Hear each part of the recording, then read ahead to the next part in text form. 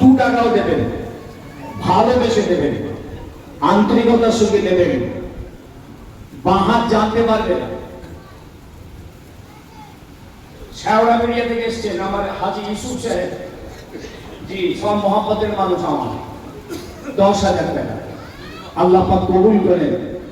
এর আগেও তিনি দিয়েছেন এই মাদ্রাসায়, আল্লাহ পাক তার রুজি রোজগারে বরকত দেন। সকলেই বলেন আল্লাহুম্মা আমিন। বাবা দোয়া চাইবেন, আল্লাহুম্মা আমিন। নারে তাকবীর, নারে তাকবীর। মাশাআল্লাহ মাশাআল্লাহ। ভাই আমি বলেছি মুসলমানদের টাকায় আল্লাহ দিন চিন্তা, যত মাদ্রাসা চলছে সব দামে চলছে। আমার রাসূলুল্লাহ শিখিয়ে গেছেন, এই চাঁদা আমরা তুলিনি, আমরা আলেম ওলামারা তৈরি করিনি, তা আল্লাহ নবী চাঁদা তুলে মসজিদে নববীতে শিক্ষা দিয়েছেন। মসজিদ তৈরি হবে চাঁদা দাও, যুদ্ধে যাবো চাঁদা দাও।